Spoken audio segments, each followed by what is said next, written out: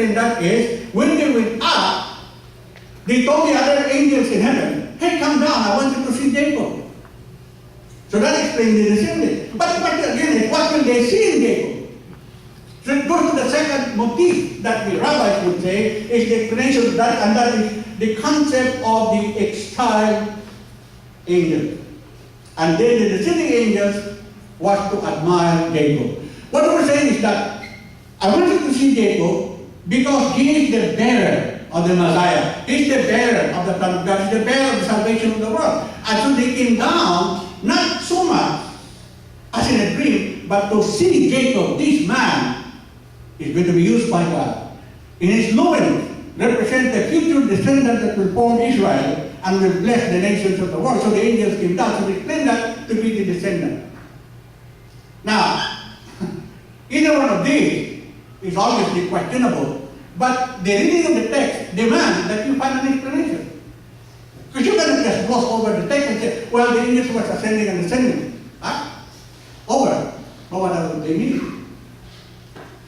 Now, the other side about that is, some scholars would say that the dream did not actually involve the ladder, that the ladder was a separate event than the dream. In other words, when Jacob dreamed, what he dreamed about was not so much the ladder, the angels ascending and descending, but rather he was talking simply about a vision that God and the covenant that God renewed with him, and God said, you will be the descendant, etc., etc., etc., etc. That was what God, they were saying. But while he was dreaming about that, a separate event took place. The ladder was planted, and then it reached the top of the heaven. So therefore, the question of interpretation comes in again, and the interpretations come in two ways. So the first of that is the interpretation that they refer to as the rise and fall of the empires. What he was saying was, the ladder had rungs or steps.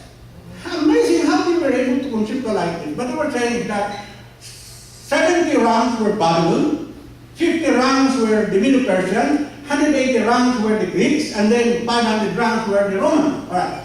So these empires were trying to oppress the people of God, and they were ascending toward the throne of God. Now, each of these ranks was representing the number of years that they dominated the people of God, Israel. So first the Babylonians, 70 years of exile, and then the Medo-Persians, 50 years, and then after that the Greeks took over and defeated the people of God for about 180 years, and then the Romans came for about 5 centuries. But while these empires were trying to destroy the people of God, towards the heavens themselves, God were not allowing them to rise up. So the descending of the empire was the symbolism of the descending angels. The ascending angels was this empire trying to dominate the people of God. Now, they said that was not good enough. So therefore, the other interpretation came up again, which is similar to that, and that is the concept of the ensnared in the stairway of history. Now, here again what they were saying is that the angels of God were not really angels of God, but they were angels similar to Daniel chapter 10, where every country has a prince.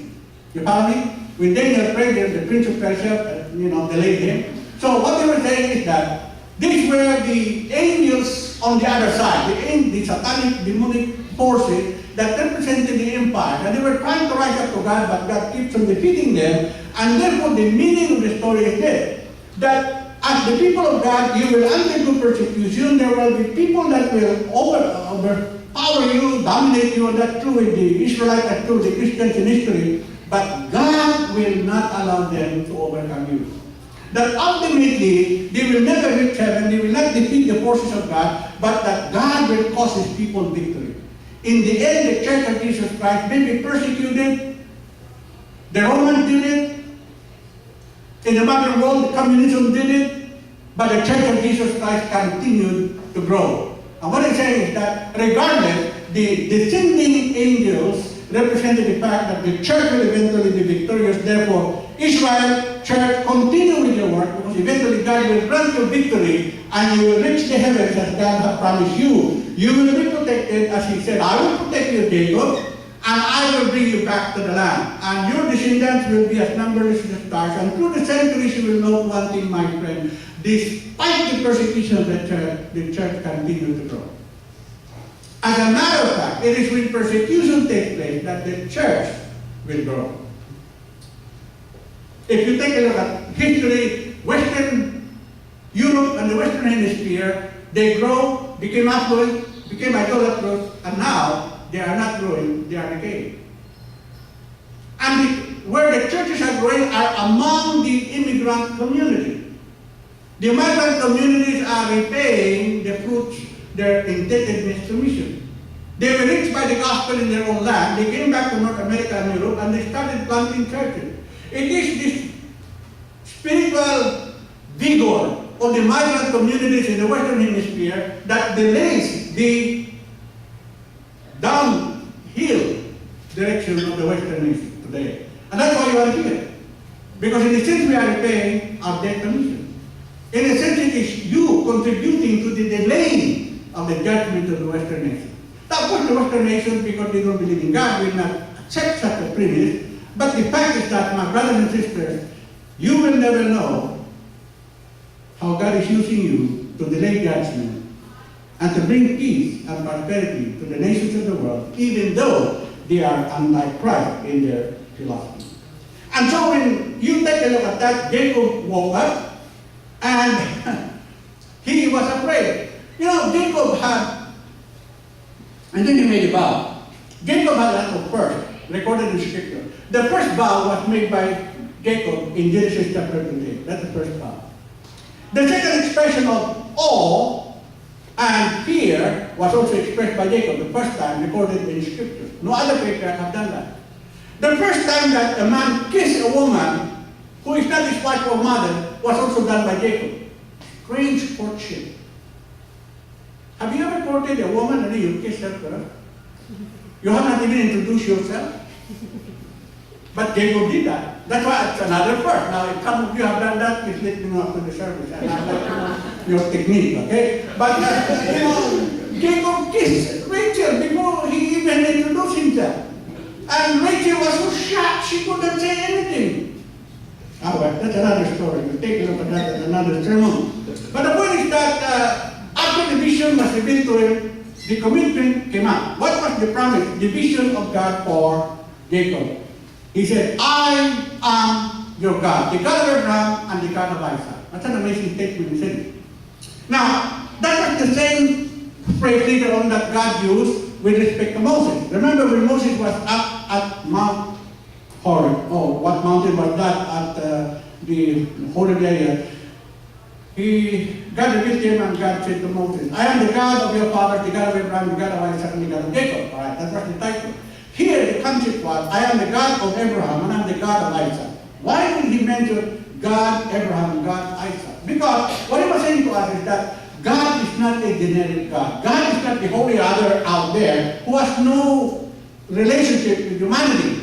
But the God that we worship is a real God. He is not generic. He is very specific. He entered into our history and related with certain people. So what he's saying is, I am the God of your father Abraham. Now I can understand that because my father Abraham had a God whom he called Yahweh, Elohim, Adonai, Jehovah. And so he saw the actual God in the life of his father Abraham and how God acted in the life of Abraham. So what God is saying is that, no, I want you to know I'm the God of your father. And I will be your God as well, Jacob. Therefore, what I have done to your grandfather Abraham, what I have done to your father Isaac, I guarantee you, I will do it to you also, and I will do it much more.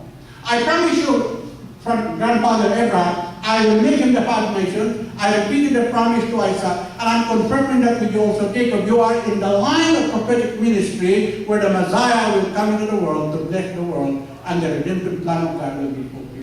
So in that sense, therefore, he was saying, I am the God of your father, Abraham, and Isaac. I will protect you. That's amazing, isn't it? Because he said the same thing to Abraham, I will be your shield. So in our journey as Christians, what God is saying is, I am the God of your father. I am the God who will protect you. And he said, I am the God who will bring you back from Haran into Beersheba again. In other words, you have a purpose there, but I'll bring you back again. Now, after that, he said, then I will also bless you, and you will be the descendant of the descendant as numberless to start with. All that, and so Abraham woke up. When he woke up, the amazing thing is that he repeated the vow, but in a very personal way. He did not see the prophetic vision that God gave him. what? If you are my God, if you will protect me, if you will give me food, if you will give me clothing, and this food and clothing were not in the vision. But of course you read that into the promise. But at the time, Jacob wanted to be sure that he survived. So what was not in the vision explicitly, he said implicitly, if you will give me food, if you will give me clothing, if you will bring me back, if you will do this, then he said, you will be my God. And not only that, then I will give you my tithe and offering. Amazing response, isn't it? Now, of course, you brothers, like the rest of the response of Jacob, you will be my, you give me food, you give me clothing, but you don't want the tithe at the bottom. You remove that from the text. It's more comfortable without the tithe at the bottom, right? But Jacob said, no, I will give you my tithe. So the problem again came up. What kind of a faith did Jacob have? Because the English translation is if.